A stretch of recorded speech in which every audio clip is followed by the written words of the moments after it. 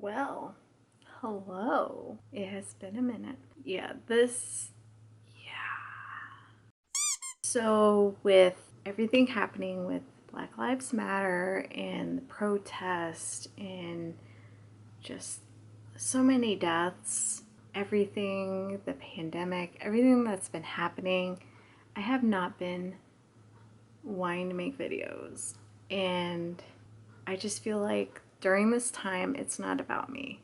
So I don't want to say I feel selfish making videos or anything like that, but I feel like there's more important things for everyone to focus on and for myself to focus on, other than me setting up a camera and just being like, oh, woe is me, I only read so many books. Like, that's fine for every other booktuber continuing to post. Like, that's totally fine. But for me, I just felt it just wasn't appropriate. If that makes sense. For me, it's just been a heavy time. And I don't know, I just did not feel like posting.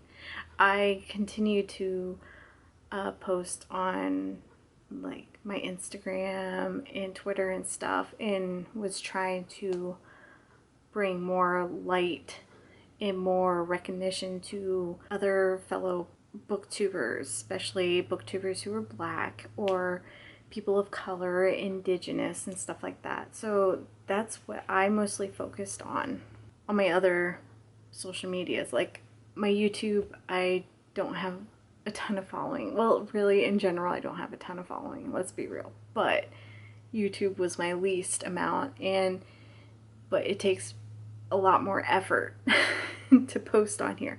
So that's why I was like, I stepped back and I was reevaluating like what I read, who I followed on YouTube and social media and stuff like that.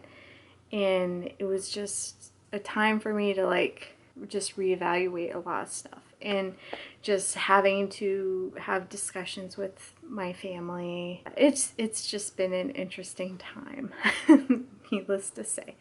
But this video is my mid-year book freakout tag. Yeah, it was interesting going through the questions and trying to think of answers for them, because I do not remember a lot of what I've read this year. So far this year, I've read 52 books.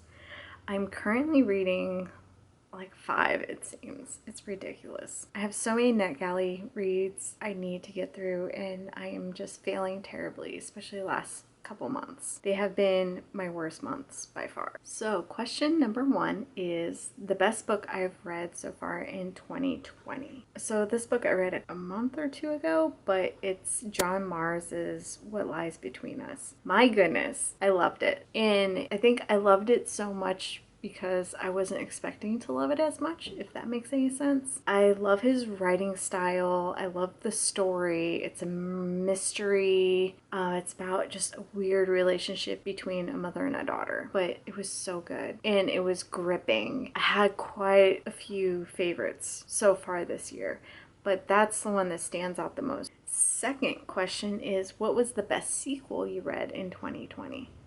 So I don't read series very often, let alone sequels and stuff like that. So I don't read series very often. But I'm currently in the middle of Take a Hint, Danny Brown by Talia Hibbert, and it's so good. So it is obviously the sequel to Get a Life, Chloe Brown. And I read that last year and absolutely loved it. The characters are amazing. But with Danny Brown, she is the sister, obviously, to Chloe Brown. And it's awesome because she's like bisexual and she's kind of witchy and is an English professor at a university. And she does a fake relationship with the security guard there. That's all you need to know. Like I said, I'm halfway through it and it's so good. Talia, I think that's how you pronounce her name, Talia Hibbert, she writes so well. Like, the banter between the characters are so amazing, and apparently she has a ton of other books. So go check her out immediately because she's so good.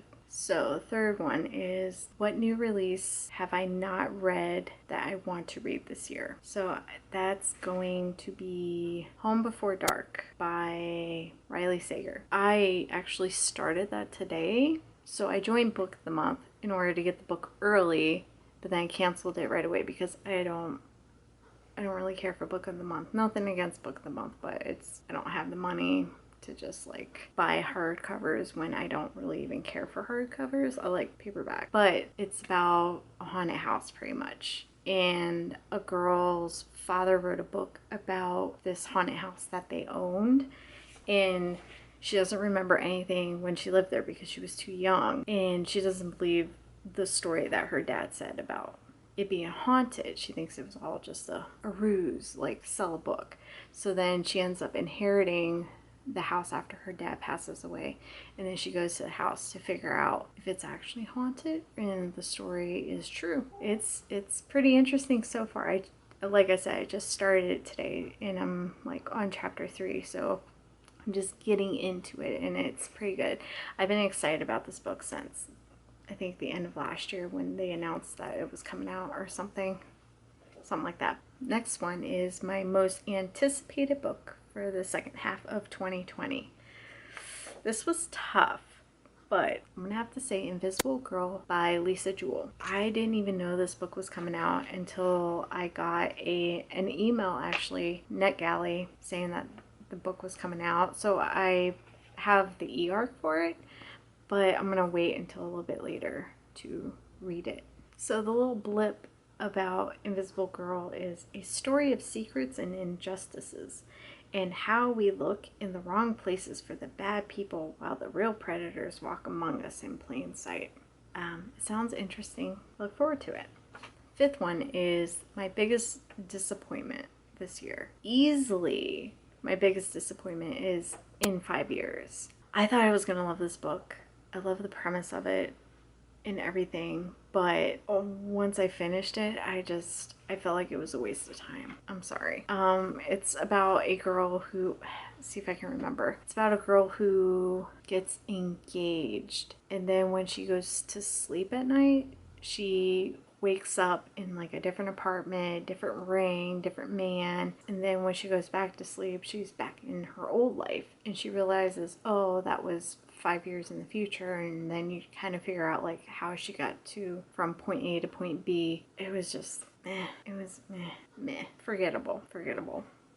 The next one is the biggest surprise of 2020. I'm gonna have to say it is Regretting You by Colleen Hoover. I didn't think I was gonna like it as much as I did. I thought it was very entertaining. It's just about a mother-daughter relationship, and I don't remember what going into it, so I don't want to say a whole lot, but it's pretty much just about their relationship and a whole family dynamic and family secrets and stuff coming to the surface and deceptions and scandal. But I enjoyed it so much more than I thought I was going to, because I thought it was just going to be like a okay, everyday drama romance or whatever, but it was actually really good.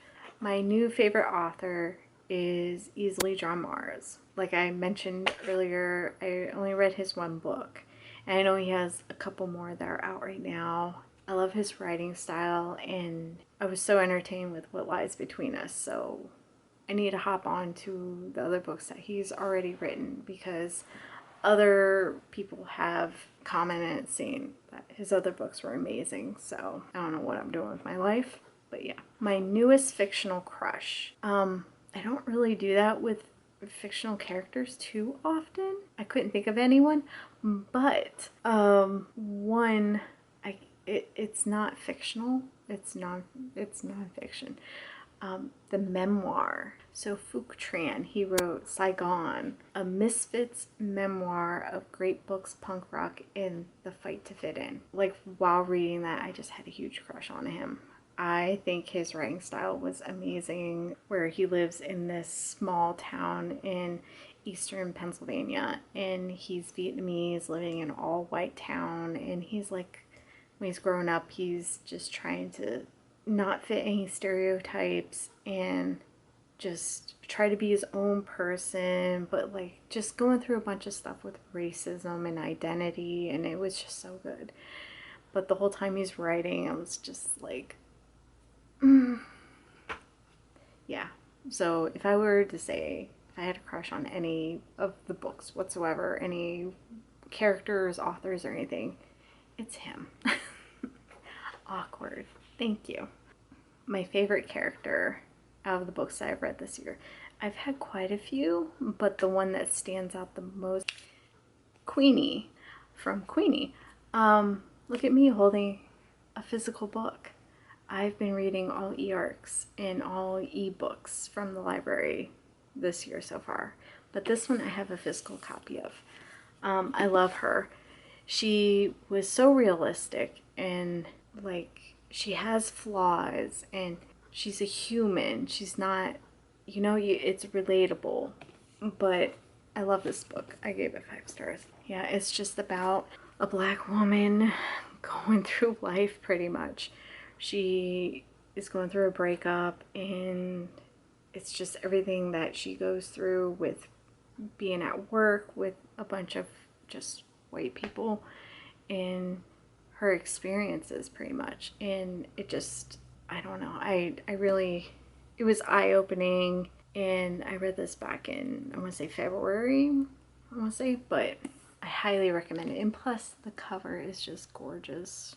So a book that made me cry, don't mind my kitty. So a book that made me cry, I don't think I really cried to any books this year, which is awesome. But the closest to crying, I would say, or just feeling like just super sad, is probably Regretting You, because I'm super, I don't want to spoil anything, but with my own personal experiences in my life with losing loved ones and stuff, it was kind of similar to how characters were lost in that book. So it kind of hit a soft spot for me, and I got just a little sad about it. But other than that, I think that's the only book that actually brought like a sad emotion. So a book that made me happy, it will have to be The Unhoneymooners, which I absolutely enjoyed through and through, or so far with the Dani Brown book, because I'm really enjoying that. I love great banter and conversation between characters, and when they're quick-witted and sarcastic, it makes me happy. I love it so much. The most beautiful book cover that I have read this year, I didn't buy it because the prompt says that you bought, but I'm trying to do a book buying, like try not to buy any books this year, so, but it's Felix Ever After. Oh my gosh, this book cover is absolutely gorgeous. The book was amazing, just so good. Trans boy, they're young, and what they're getting harassed pretty much, and it's just about them going through high school and with their friends and everything. I don't know. It's really good. If you enjoyed Simon versus the Homo sapien agenda, you would like this book. But the cover, my gosh, beautiful.